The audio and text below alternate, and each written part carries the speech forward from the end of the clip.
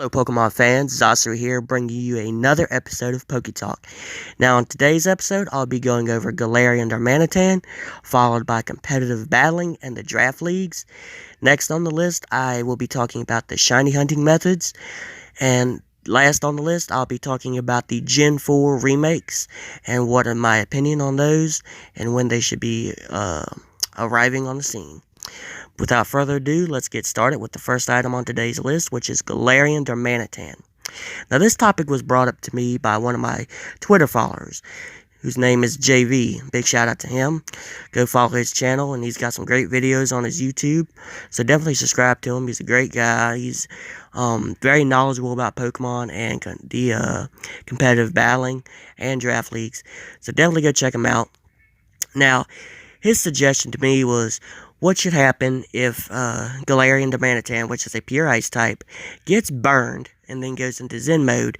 Now, when he goes into Zen mode, he becomes an ice-fire type, which, as we all know, that fire types can't get burned, electric types can't get paralyzed, and so on and so forth.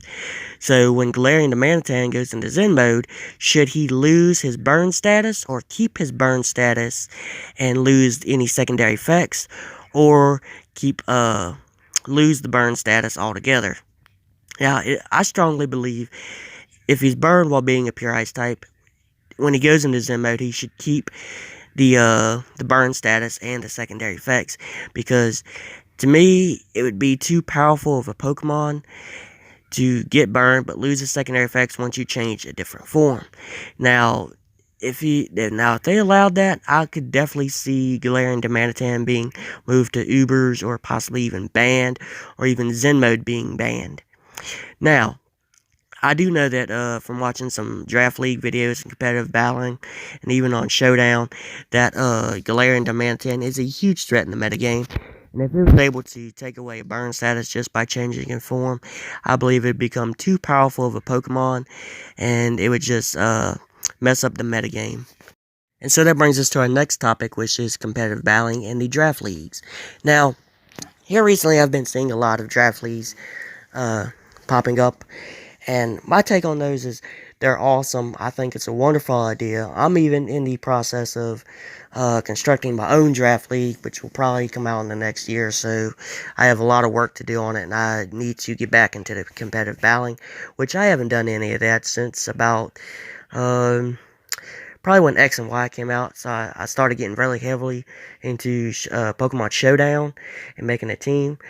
And before I was able to really grasp and get good into competitive battling, some things happened in my life that I had to drastically move.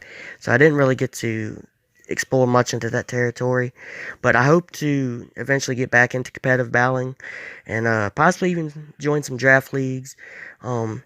Definitely I'd try and make a team centered around coach of some kind of Charizard team. Charizard is my mascot, my favorite Pokemon, which y'all should know that from the first episode. And so, yeah, draft leagues, competitive battling, it's all changed since I last viewed it, and it's only going to get better, especially with more seasoned players and, all these coaches coming on board and just providing their support and making, Pokemon what it is today.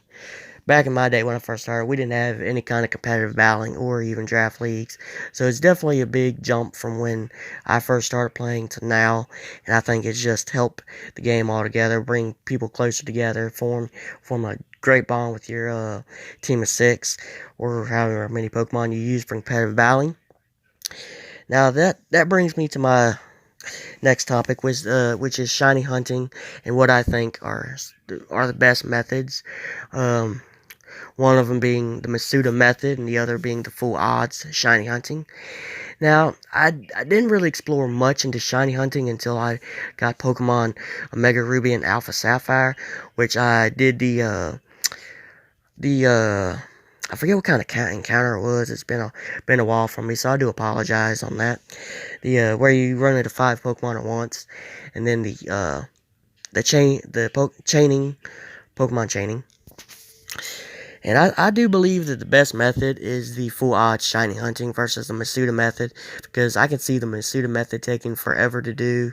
And I've never liked trying to do that method. I'd rather try and do the random encounters with the chains. And I totally love the new way they did it in Generation 8, where it goes by the shiny charm and also how many Pokemon of that type you've battled, and it doesn't break the chain if you fight a different Pokemon. That is a great idea, and I'm glad they implemented that, and I hope they keep that for future uh, generations and Pokemon games to come, and also in all the spin-offs that are coming, like the remake of the first two Pokemon Mystery Dungeon games. And with that being said, that brings me to the Gen 4 remakes. Now, what is my opinion on the Gen 4 remakes? I would love to see that come within the next year or 2 years, but I do not see that coming in 2020. If it does, it'll be a total surprise.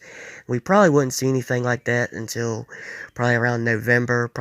That's when, in my opinion, that's when they would release a Pokemon Direct about it.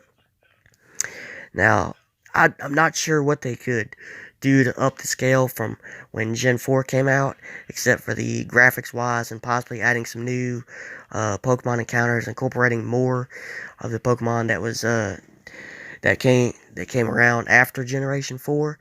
But Generation 4 has to be one of my favorite generations. It's definitely behind Generation 1, which is my favorite. Generation 4 was revolutionary because it added depth. And around the time of 2007, 2008, they were coming off the stalemate of third generation, which not a lot of people like third gen. So when Generation 4 came out, it was a big hype, and they got people super excited to start playing Pokemon games. And they had some great features like the way to find fossils, and it was one of the games that allowed online trading without having to have some kind of link cable or Game Boy Advance cable. I hated that feature because it really limited to what you can and couldn't trade, and who you could and couldn't trade with. So I'm glad they released Gen 4 when they did, because we definitely needed something like that. And I love the starter types they had, which is a water steel, grass ground, and a fire fighting. I've always loved dual types. Definitely a big hit with me as a kid growing up. Now, after Diamond and Pearl, they released Pokemon Platinum, and Pokemon Platinum really fixed a lot of the issues that I think were in Diamond and Pearl. Diamond and Pearl, if you didn't choose who was it, Chimchar. If you didn't choose Chimchar, then you were stuck with whatever other fire Pokemon you could encounter in game, which at the time was only Ponyta. When they released Platinum, they fixed that to where you could get more than just Chimchar or Ponyta, which was great because everybody loves a fire type. One other feature they fixed was they added more Pokemon to the gym leaders that you could challenge, because they were really limited onto what they could use. And if somebody was a fire gym leader, they really didn't have anything other than Rapidash and Infernape. And the 8th gym leader, Volkner, he got a big boost because he was able to use Electivire and Jolteon and Raichu and a couple others, which was amazing. And something else I'd like to see them add in Gen 4 remakes is to bring back Mega Evolutions. Now, I'm a big fan of the Mega Evolutions since Generation 6, and I hate it that they didn't add any more in the Gen 7 games. But I'd definitely like for them to add those back to Generation 4, because I would love to see Cynthia Mega Evolve her Garchomp and just wreck cookies. Now, I don't see the Gen 4 remakes coming anytime soon. Definitely not in 2020. It'll definitely surprise me if they are coming in 2020. But even if they don't come within the next year or so, we can definitely enjoy the Pokemon Red and Blue Rescue Team remakes, and we may even get a second edition of Pokemon Sword and Shield. That is definitely something that'll probably be in the works.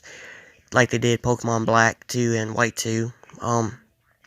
But I do believe they'll have Gen 4 remakes as soon as the hype dies down from the remake of the Pokemon Mystery Dungeon, and also the hype and online scene of Sword and Shield.